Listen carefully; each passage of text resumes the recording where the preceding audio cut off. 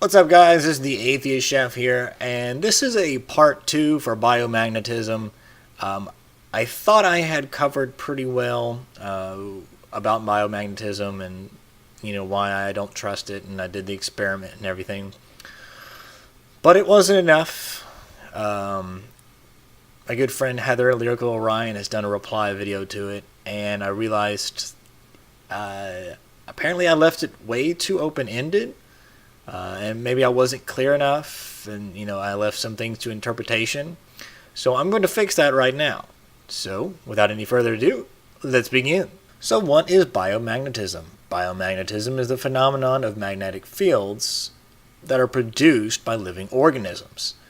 Now, pretty much if you have a brain and a heart, you're going to produce some sort of electrical current. If the electricity is flowing from your brain down your brainstem, that signal goes down, due to your nerves, it's an electrical current.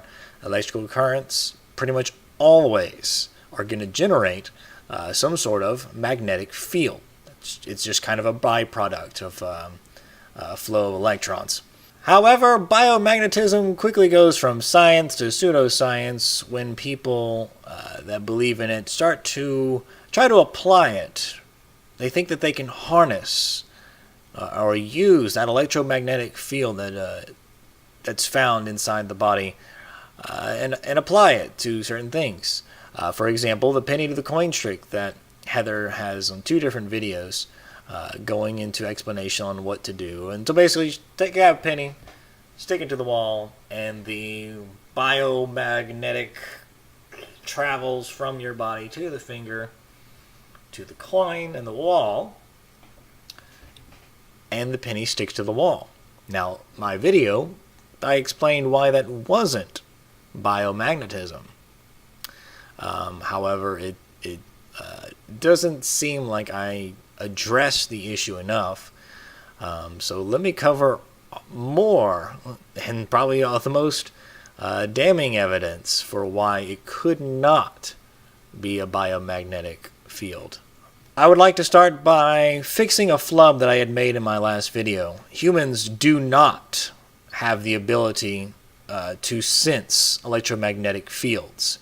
We carry a protein that allows us to do so.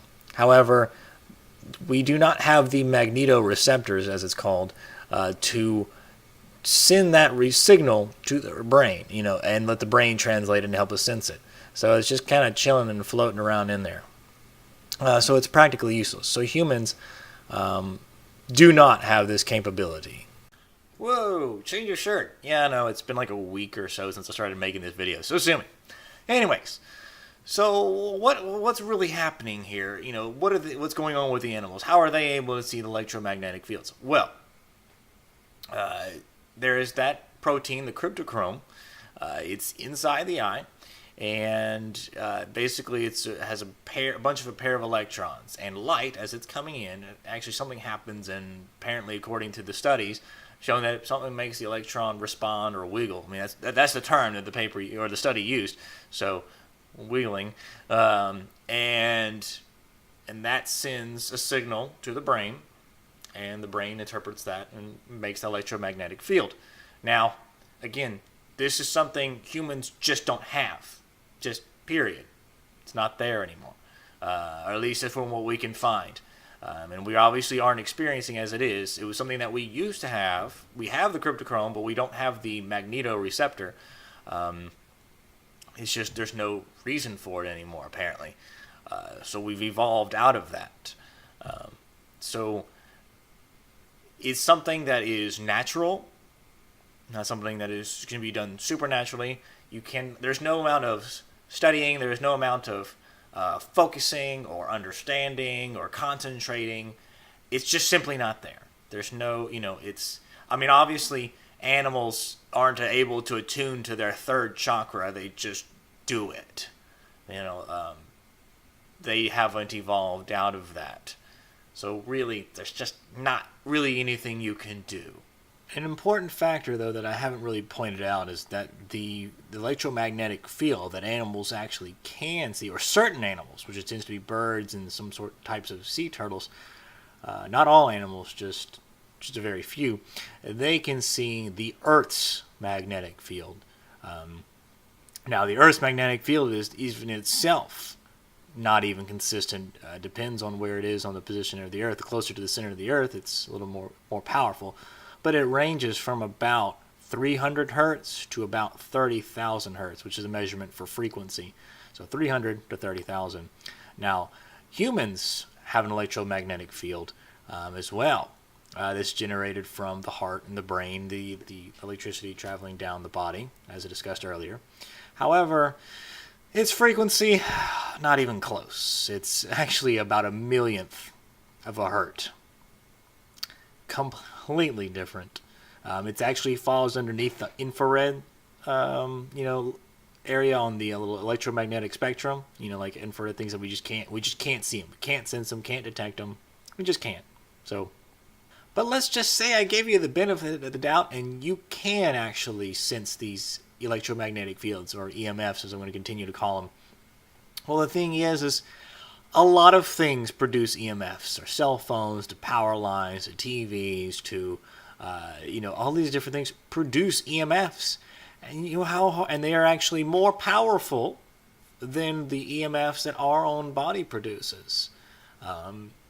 So, if we can sense these things, we would be picking up everything. It would be incredibly hard to sense what EMF is coming from what. Even from the human body itself, it has different EMFs. It's different from the heart. The heart is about 1,000,000 times powerful, I believe, than the brain, or higher EMF and a higher frequency. Like it's different parts of the body have different EMFs as the currents are going down the body. From the brain all the way down to the arm or whatever.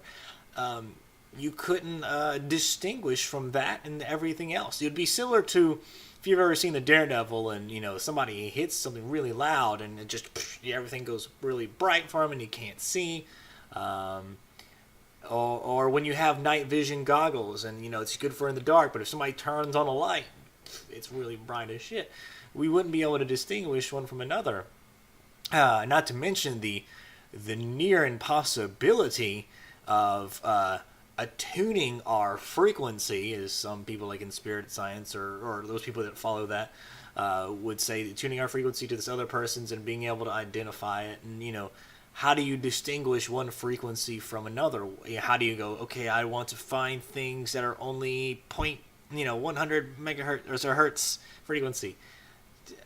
There's no mechanization behind that. There's no explanation on how a person could do that anyways. So, yeah, there you go.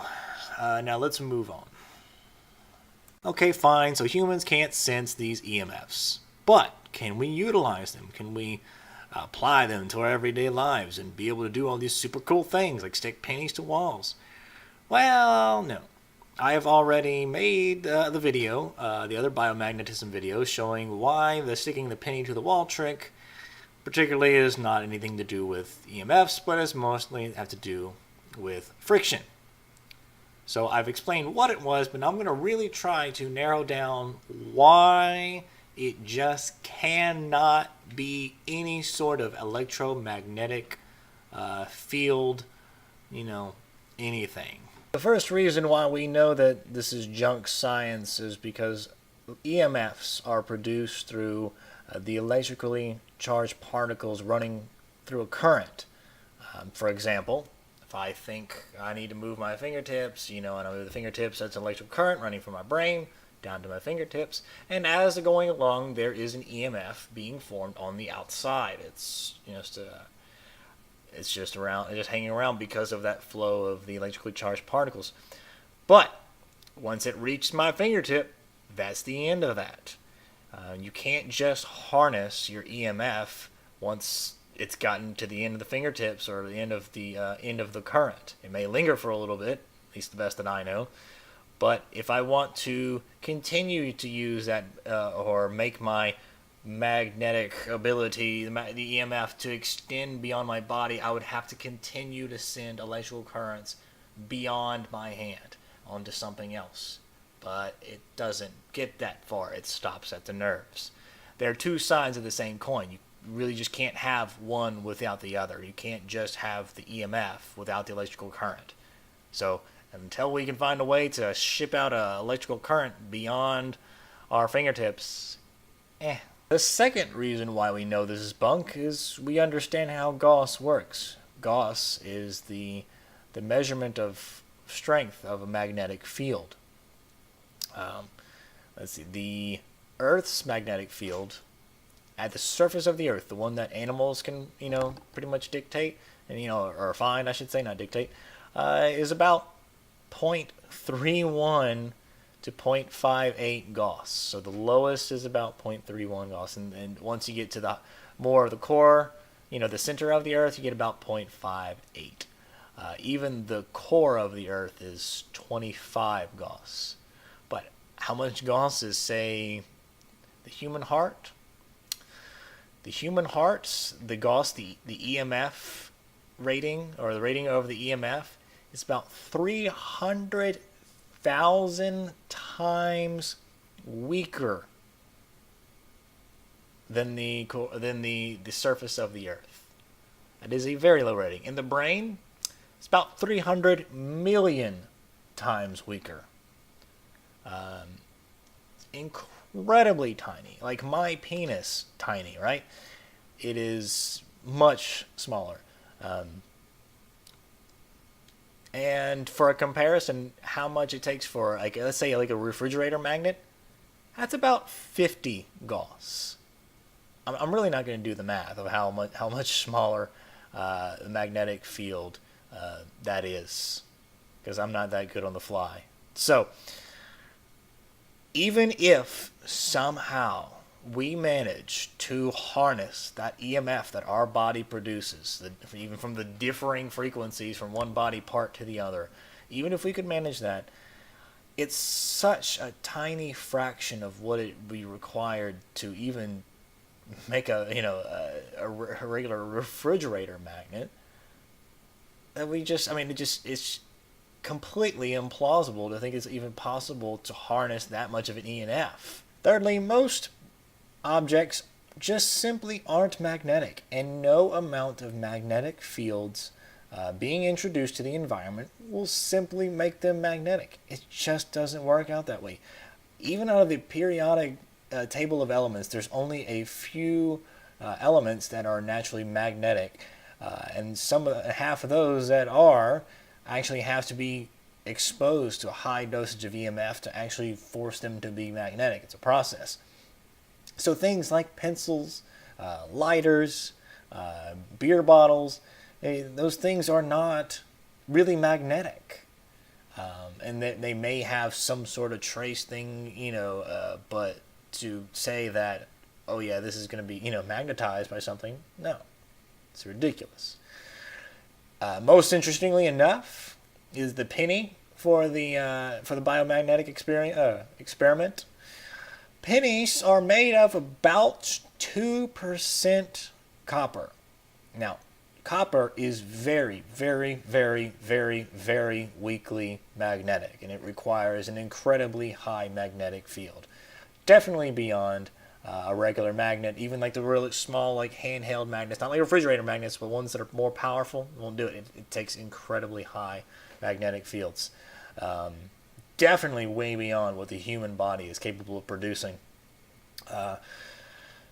Secondly, as far as pennies go, they are 97.5% made out of zinc. So it's a zinc, a copper-plated zinc penny, mostly. Zinc is diamagnetic, as in it is opposed to magnetic fields.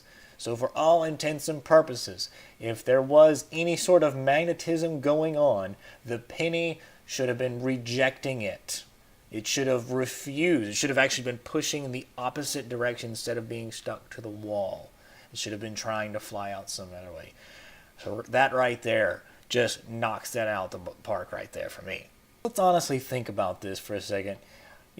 You're putting things up from quarters, which are mostly made out of copper, which are mostly not really magnetic, and maybe a little bit of, and about 8% nickel, which is magnetic by chance.